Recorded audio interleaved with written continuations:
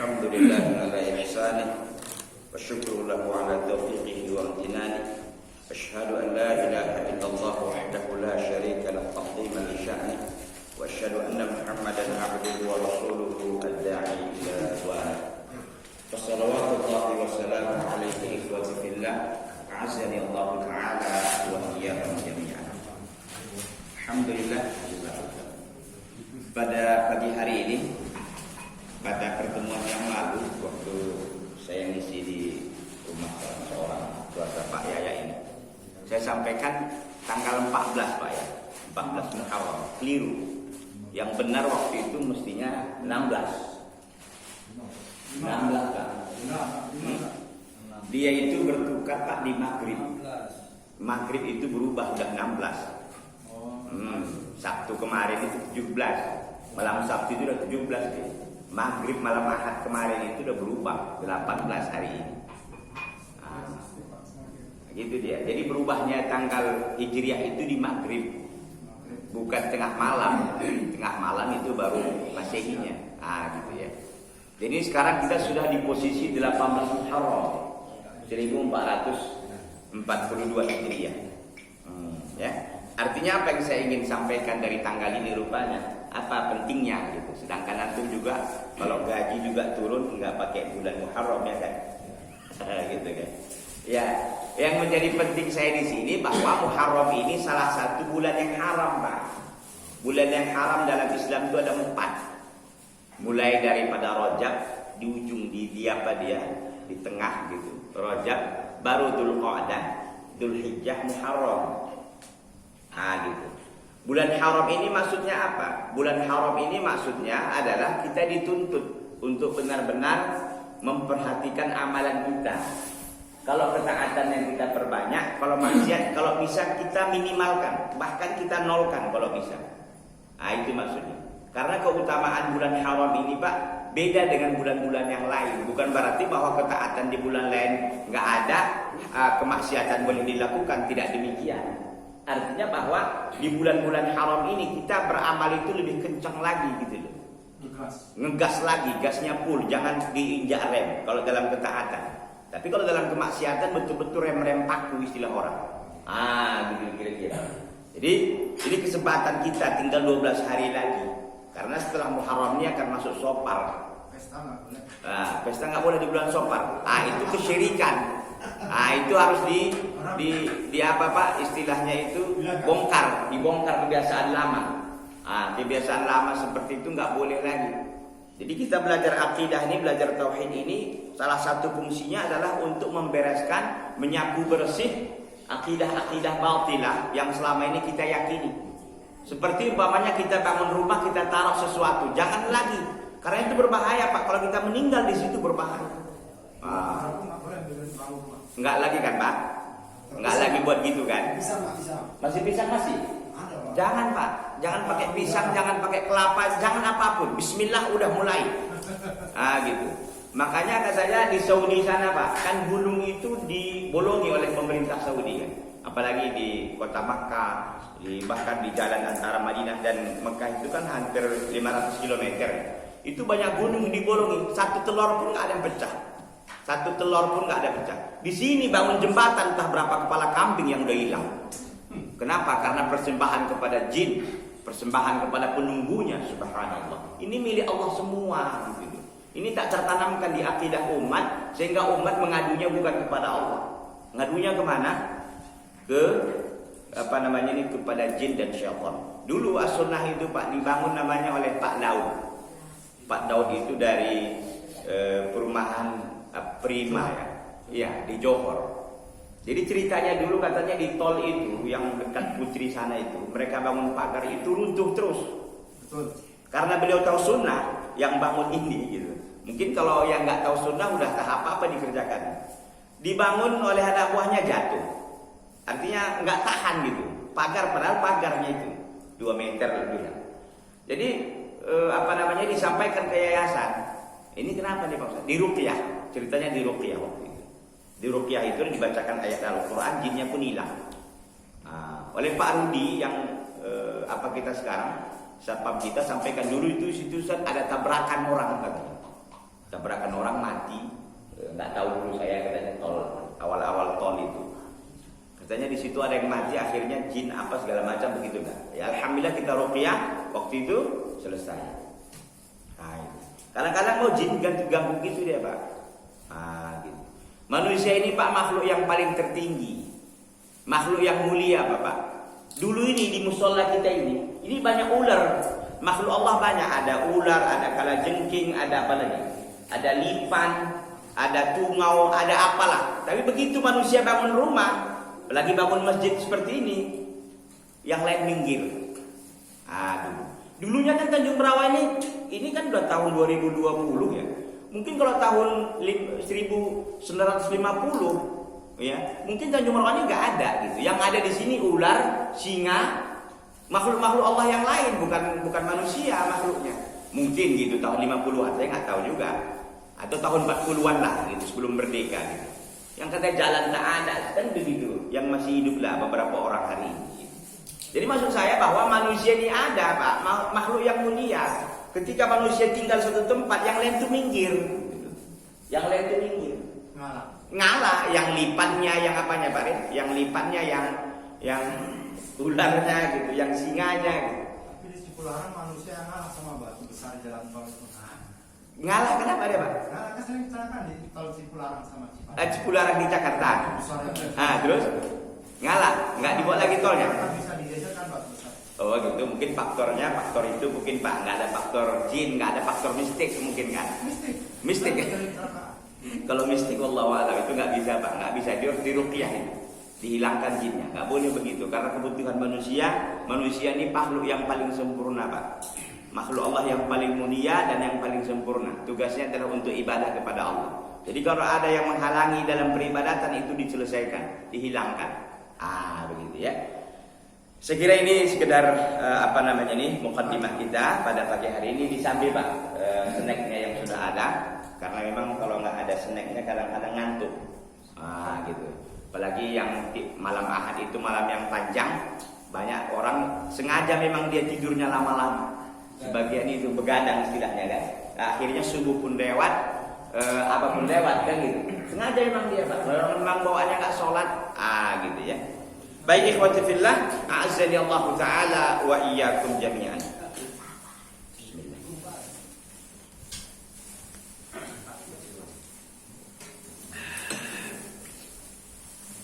Pada pekan yang lalu, pada bulan yang lalu, itu telah kita sampaikan Pak ya, terkait dengan al-imanu bir rusul, beriman kepada rasul-rasul. Sudah kita sampaikan ikhwani jami'an bahwa rasul yang pertama itu adalah Nuh alaihi salam. Itu ceritanya di dalam hadis syafaah yang sangat panjang itu. Kemudian juga disampaikan bahwa ada rasul-rasul yang paling istimewa di sisi Allah yang disebut dengan rasul-rasul ulul azmi. Ya, ulul azmi itu ada 5 sebagaimana telah kita sampaikan. Yang pertama adalah nabi kita. Siapa Pak rasul yang pertama ulul azmi? Musa. Sebelum Musa itu Ibrahim. Ada Ibrahim, kemudian sebelum Ibrahim itu ada Nuh, ya, kemudian Ibrahim, kemudian Musa, Isa dan Nabi kita Muhammad sallallahu alaihi wa ala alihi wasallam. Telah kita sampaikan juga bahwa para rasul sendiri pun, ya, khusus Nabi kita Muhammad sallallahu alaihi wasallam mengatakan, saya tidak memiliki bagi kalian sesuatu yang bisa membahayakan kalian dan juga tidak petunjuk, kata beliau. Bahkan beliau begitu, ya. Dan saya pun nggak akan bisa melindungi kalian dari Allah kalau Allah menghendaki sesuatu kepada kalian, dan aku tidak mendapatkan dari selain Allah sebagai tempat untuk berlindung. Artinya di sini semuanya kembali kepada Allah. Hatta Nabi sendiri pun tak bisa dia memberikan manfaat dan mudarat, ya, kecuali dengan izin Allah Azza wa Jalla. Artinya dakwah beliau tidak akan bisa diterima, ya. Kemudian hal-hal yang beliau lakukan, ya, tidak akan bisa bermanfaat kecuali dengan diizinkan oleh Allah Subhanahu wa ta'ala. Jadi artinya di sini apa Pak? Intinya di sini bahwa hatta para nabi pun yang begitu sangat tinggi maqamat mereka itu. Maqam mereka itu maqam tinggi. Kalau dalam dunia persilatan mungkin itu pendekar atau apanya itu Pak? Pendekarnya itu Pak, yang paling tertinggi dia nggak bisa dikalahkan orang. Suhu. Gitu. Itu pun artinya di sini tak bisa itu Pak, kecuali dengan izin Allah Subhanahu Wa Taala. Jadi mukjizat yang dimiliki oleh Nabi itu pun, ya itu datang dari Allah, bukan enak-enak Nabi saja. Pak di samping aja Pak ya, nggak apa-apa. Jangan Bapak kalau saya tengok Bapak berhenti makan, jangan, lanjut aja Pak. Ya, lanjut aja Pak. Ini nggak apa-apa, sampai santai kita. Saya belum masuk pembahasan memang ini. Ya, jadi intinya bahwa para nabi pun begitu hebatnya kedudukan mereka di sisi Allah, tak memiliki itu kecuali diizinkan oleh Allah Subhanahu Wa Taala. Kalau kita juga lihat di dalam surah Syu'ara 79 sampai 81, itu tentang Nabi Ibrahim Pak. Kata Nabi Ibrahim, "Walladzi huwa yut'imuni wa yasqin." Dan Allah lah, dialah ya Allah yang memberikan aku makan dan minum. Nah, gitu. Jadi rezeki ini Pak, makanan dan minuman ini dari Allah. Ya betul kita mau usahakan, tapi atas izin dan kehendak Allah. Kalau kita mau usahakan, ya sudah kita usahakan dengan capek, dengan lelah, kadang-kadang makanan itu jatuh Pak dari mulut kita. Ya, terpeleset kita jatuh, nggak bisa dimakan lagi, udah kotor. Nah, gitu. Ada saja sebabnya. Atau kita makanan ada lalu dimakan kucing umpamanya. Atau makanan ada lalu tumpah, makanan ada dimakan anak kita. Kita udah simpan umpamanya jeruk atau apalah. Kemudian makan anak kita duluan. Memang bukan rezeki kita makanan itu. Makanan yang itu bukan rezeki kita gitu maksudnya. Jadi di sini Nabi Ibrahim mengatakan begitu, "Walladzi huwa yut'imuni wa yasqin, wa idza maridtu fa huwa yashfin." Dan apabila aku sakit maka Allah lah menyembuhkan. Nah, gitu. Taulah kita bahwa orang yang sakit pun itu kehendak Allah. Makanya di dalam hadis dikatakan, "Ma anzalallahu da'an illa anzalahu ma'ahu dawa." Allah tidak menurunkan penyakit atau racun kecuali Allah turunkan juga penawarnya. Jadi penawarnya Pak. Ya. Jadi kalau dikatakan pada hari ini kan ayat ini tidak ada obatnya Pak Ustaz. Bukan tak ada, belum ditemukan. Ada itu. Ya. Seperti Covid ini ya, Covid-19 ini. Sekarang kan obatnya katanya vaksin ya, terutama vaksin, obat juga belum. Gitu. Tapi seiring berjalannya dengan waktu dan usaha manusia itu ada, insya Allah akan ditemukan. Seperti dulu awal-awalnya sekira flu burung juga nggak ada obatnya. Vaksin H5N1 gitu kan. Sekira udah ada sekarang. Gimana? Nunggu proyek. Iya mungkin itu ada juga faktor politiknya di situ kan. Tapi yang jelas intinya bahwa ada setiap penyakit yang diturunkan dari Allah, sesungguhnya Allah juga menurunkan penawarnya. Penawarnya itu kadang-kadang tak ditemukan dengan cepat. Nah, itu dia masalahnya. Nah, butuh usaha betul. Butuh ini kita berikhtiar. Walladzi yumituni tsumma yuhyin. Ya. Dan dialah Allah Azza wa Jalla yang mewafatkanku dan kemudian menghidupkan aku kembali. Nah, gitu ya. Jadi Allah Azza wa Jalla yang mewafatkan kita, ya, akan selesai nanti kehidupan ini dengan diutusnya malaikat maut Pak kepada kita. Makanya ada istilahnya syair yang di Malaysia itu katanya begitu ya, bila Israel gitu. Sekalipun Israel itu bukan nama malaikat maut. Kalau kita lihat di dalam penjelasan para ulama, Israel itu bukan nama malaikat maut. Nama malaikat mautnya malaikat maut gitu. Tapi kan di masyarakat itu beredar gitu kan, bahwa Israel itu namanya nama malaikat maut. Wajati datang Israel gitu ya. Bila Israel datang memanggil jasad terbujur, apa katanya? Dipembarikan. Nah, memang maknanya benar gitu. Maknanya dari sisi makna, tapi penamaan Israel itu tidak tepat karena kita kan memberikan nama malaikat itu harus dengan nas Pak. Karena kita tak tahu, itu kan alam gaib. Yang alamnya enggak tahu kita, kecuali ada sumber yang menginformasikannya. Dari wahyu tentunya, imma dari Al-Qur'an atau dari Nabi sallallahu alaihi wasallam. Baik para ikhwan dan bapak-bapak sekalian, alhamdulillah jamaah kita semakin ramai ya. Alhamdulillah. Dulu saya ingat awal-awal dulu Pak, ini paling segini aja ini, seonggok aja ini. Ada 8 orang, 7 orang, bahkan kadang-kadang 4 orang. Tapi seiring dengan berjalannya waktu, alhamdulillah Allah bukakan hati-hati antum semua. Yang mudah-mudahan antum istiqomah. Satu. Yang kedua, Ini generasi mudanya Pak Arin harus dibentuk ini. Karena Pak Arin apa bisa 20 kalender lagi hidup?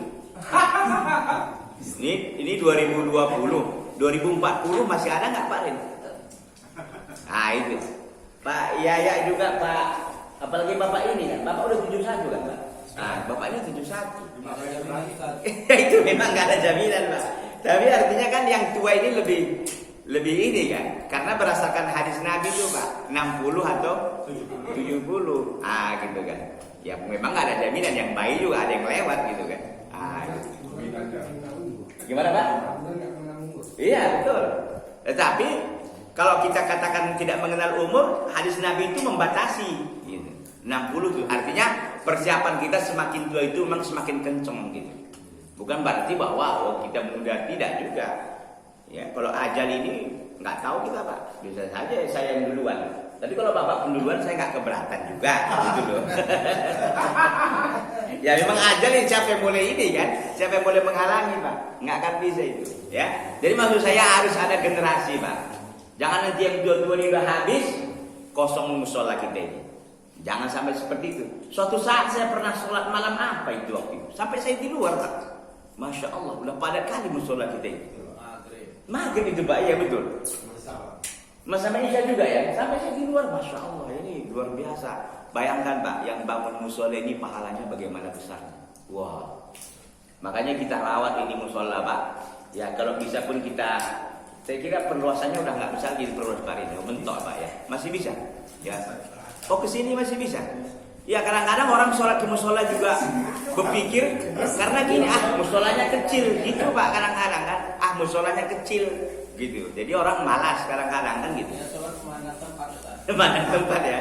Kalau tempatnya nggak paten nggak mau dia ya. Memang imannya nggak ada berarti kan. Iya. Tapi yang jelas Pak Rin ini perlu perhatian. Musola kita ini sepertinya sudah mulai banyak diminati. Nah, sudah mulai apalagi saya lihat hari Selasa ya. Hari Selasa sebagian ikhwan-ikhwan kita yang jualan itu juga ikut gitu ya. Wajar Ustaz. Orang ngomong apanya pun menghuninya ganteng-ganteng. Ganteng-ganteng. Ganteng-ganteng jadi orang itu semangat lihat orang ganteng-ganteng ya. Alhamdulillah. Jadi ini maksud saya bahwa ke depan ini Pak harus ada yang apa ya, lapisan keduanya. Jadi nanti lapisan pertama habis disisip dia lapisan kedua. Makanya kita ini kan khalifah itu Pak maksudnya satu sisi maksudnya adalah yakhluqu ba'dhum ba'dha, generasi yang menggantikan generasi berikutnya. Makanya kata Allah dalam Al-Baqarah ayat 30 itu kan, wa idz qala rabbuka inni ja'ilun fil ardi khalifah. Ya.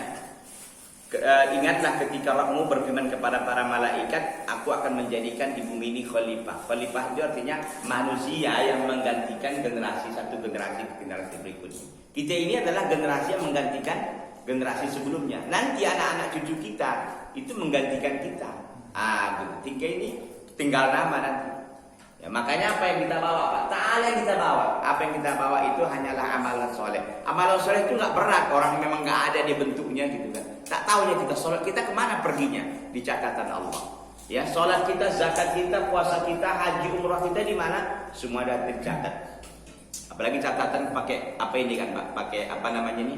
Pakai handphone yang canggih-canggih seperti sekarang ini. Mana pula berjilid-jilid pun catatan itu segini aja alatnya. Nah gitu kan. Coba ini bisa nih 20 jilid ini.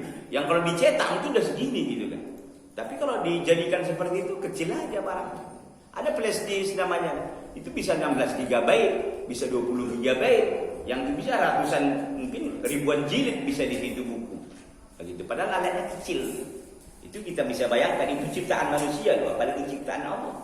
Jadi catatan malaikat itu kita semakin yakin Pak. Catatan malaikat itu semenjak kita balik sampai nanti kita ini, Masya Allah, catatan amalan buruk kita itu kan, gitu. Karena kalau sebelum balik kan dia tidak ada dosa gitu kan, yang belum dia mukallaf. Kalau dia mukallaf kan catatan dosanya sudah mulai bekerja. Bayangkan kita hidup, Masya Allah. Catatannya itu ternyata kecil ya, seperti ini saja bisa memuat berapa jilid buku. Baik, Bapak dan ikhwan sekalian yang berbahagia, kita lanjutkan Pak ya. Mudah-mudahan kajian kita ini bisa selesai tentang al-imanu bir rusul. Wal imanu birrusuli yatadammanu arba'ata umurin. Beriman kepada Rasul itu terkandung 4 perkara, Pak. Jadi Bapak beriman kepada Rasul, ini kan salah satu rukun iman, Pak, kan. Rukun iman yang pertama al-imanu billah, beriman kepada Allah, beriman kepada para malaikat, beriman pada kitab-kitab. Yang keempat beriman kepada Rasul-Rasul. Ini ada 4 perkara yang harus terpenuhi kalau Bapak beriman kepada Rasul. Jadi kalau tanya orang, bagaimana cara beriman kita kepada Rasul? Cara kita beriman dengan Rasul harus terpenuhi 4 ini. Pertama, al-imanu bi anna risalatahum haqqun minallahi ta'ala. Pertama, bahwa kita beriman bahwa kerasulan mereka itu benar dari Allah. Jadi bukan orang yang mengangkatnya, bukan orang yang mendaulatnya gitu loh. Benar Allah Azza wa Jalla yang menentukannya. Faman kafara bi risalati wahidin minhum faqad kafara bil jami'. Barang siapa yang kufur dengan salah satu kerasulan dari mereka itu semua, maka telah kafir dia dengan semuanya. Allahu Akbar. Jadi Bapak satu saja mengkufuri atau tidak meyakini Rasul yang 315 itu atau 313 Rasul itu, bukan 25, Pak, ya, jangan salah. Ini perlu kita delete kita ralat gitu. Jadi Rasul itu enggak 25, banyak dia. Dalam riwayat Pak Imam 313 atau 315. Kalau Nabi lebih dahsyat lagi, 124.000 Nabi. Gitu ya. Jadi kita pertama beriman bahwa kerasulan mereka itu benar dari Allah. Jadi yang mengangkat mereka jadi Rasul bukan kita-kita ini. Siapa yang mengangkat? Allah Azza wa Jalla. Maka barang siapa yang kafir dengan salah seorang dari mereka, faqad kafara bil jami', maka dia dengan semuanya dianggap kafir, Pak. Jadi beriman kepada Rasul itu satu paket. Kalau ada satu hilang semuanya. Kama qala Allah Ta'ala, sebagaimana firman Allah, kadzabat qaumu nuhinil mursalin. Bayangkan, Pak. Kadzabat qaumu nuhinil mursalin. Maka kaum Nuh itu telah mendustakan semua Rasul. Ini, Pak, ceritanya ini kan umat Nabi Nuh. Nuh itu Rasul pertama justru. Kenapa dikatakan umat Nabi Nuh ini telah mendustakan semua Rasul? Padahal yang mereka dustakan berapa Rasul? Satu waktu itu kan. Kenapa? Karena beriman kepada Rasul itu harus bulat, harus satu paket, nggak boleh diingkari satu dengan yang lain. Kenapa kita boleh menikahi Yahudiyah ataupun Nasraniyah, ahlu kitab? Kenapa? Orang Nasrani, Pak, boleh kita nikahi, orang Yahudi boleh kita nikahi. Orang Muslim boleh begitu, tapi sebaliknya nggak boleh. Orang Nasrani laki kepada Muslimah tak boleh. Jawaban Syekh Muhammad bin Shalih Al-Utsaimin rahimahullah, karena kita beriman dengan Isa sementara mereka nggak beriman dengan Nabi Muhammad sallallahu alaihi wasallam. Iya, orang Yahudi tak beriman dengan Nabi Muhammad sementara kita beriman dengan Nabi Musa, Ibrahim dan yang lainnya. Kita kan beriman. Nggak boleh Bapak ingkar, Pak, dengan Nabi Musa. Artinya kita beriman bahwa kerasulannya itu betul dari Allah. Bukan berarti syariatnya kita jalankan. Tentu syariat ini sudah berada syariat Nabi Muhammad SAW. Tapi dulunya itu Rasul betul Musa ada. Dan kita tahu Nabi Musa bagaimana perjuangannya yang sangat luar biasa dalam menghancurkan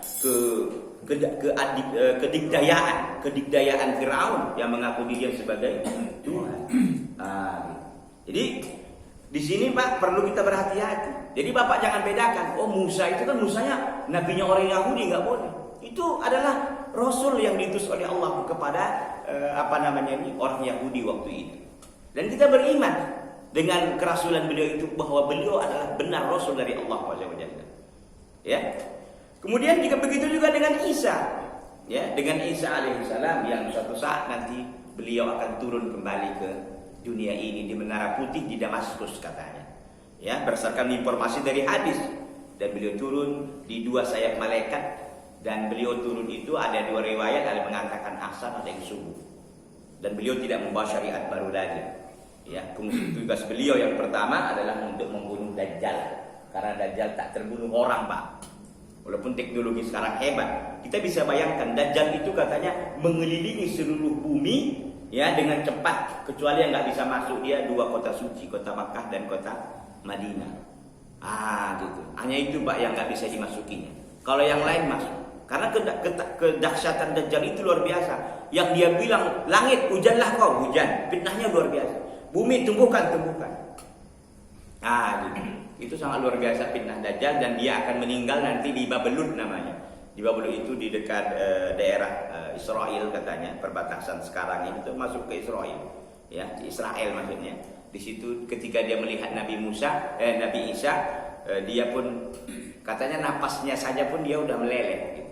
Belum lagi ditusuk oleh Nabi Isa alaihissalam, dan pada akhirnya Nabi Isa dan kaum muslimin waktu itu nanti katanya akan terjepit nanti di buku Tur, ketika Nabi Musa menerima wahyu di situ. Karena apa? Karena fitnah yang berikutnya datang, yaitu keluarnya Ya'juj wa Ma'juj.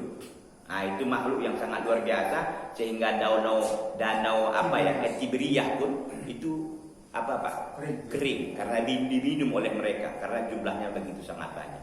Ini tentu akan ada pembahasan khusus terkait dengan asyratus saah, tanda-tanda besar hari kiamat. Tapi nggak boleh dipaksakan ini Pak, harus pakai dalil semua sesuai dengan pemahaman para sahabat. Nggak boleh kita bersihat, oh ini kayak gini ini tak, nggak begitu. Kalau tanda-tanda kecil ya banyak, gitu. Tanda kecil luar biasa banyaknya Pak. Ya, tapi kalau yang tanda-tanda besar itu belum keluar, ya. Jadi pertama Pak, cara Bapak beriman kepada Rasul itu beriman kita bahwa betul kerasulan mereka dari Allah. Artinya mengangkat mereka sebagai Rasul, bukan makhluk, bukan orang, tapi Allah SWT langsung mengangkatnya. Barang siapa yang kafir dengan salah seorang dari mereka, maka dianggap kafir semuanya Pak. Kalau batal satu, batal semua. Nah ini dia. Kadzabat qaum Nuhinil mursalin. Maka kaum Nuh telah mendustakan semua Rasul. Surat Asy-Syu'ara ayat 105. Itu dia. Faja'alahumullahu mukadzibina li jami'ir rusul ma'annahu lam yakun rasulun ya ghairuhu hina kadzabu. Maka Allah jadikan mereka mendustakan semua rasul, padahal yang mereka dustakan hanya waktu itu satu. Siapa? Nabi Nuh. Satu didustakan, Allah anggap mereka ini mendustakan semua rasul yang datang setelah Nabi Nuh alaihi salam. Allahu akbar. Wa ala hadza, oleh karena itu, fan-nasara alladzina kadzabu Muhammadan sallallahu alaihi wasallam wa lam yattabi'uhu hum mukadzibuna lil Masih ibnu Maryam ghairu muttabi'ina lahu aidan. Ini kata Syekh Muhammad sallallahu alaihi wasallam.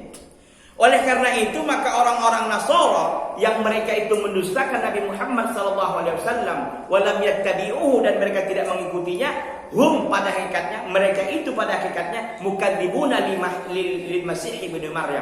Mereka itu mendustakan Isa ibnu Maryam ghairu muttabi'ina lahu aidan. Mereka enggak mengikuti pada hakikatnya Isa. Kenapa? Karena mereka kafir dengan Nabi Muhammad. Kalau mereka kafir dengan Muhammad, kafir juga dengan Isa. Walaupun mereka katakan kami beriman dengan Isa, tak benar. Kalau Anda beriman dengan Isa, konsekuensinya beriman dengan Nabi Muhammad sallallahu alaihi wasallam. Itu dia. Ya, kenapa disebut Isa ini Al-Masih, Pak?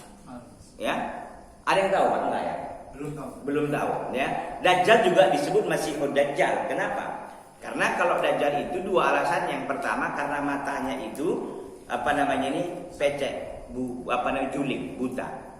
Itu kok mata Dajjal, satu matanya Pak. Makanya kadang-kadang kalau ada orang yang matanya satu, oh ini Dajjal, enggak begitu. Ya pendekar lawan ya, pendekar lawan matanya satu ya. Enggak itu. Malamnya Habibie matanya satu. Satu ya. Habibie. Enggak itu, bukan itu Dajjal ya Pak ya. Itu satu. Jadi karena matanya itu pecek. Ya. Yang kedua, alasannya karena dia bisa menyapu bumi ini semuanya.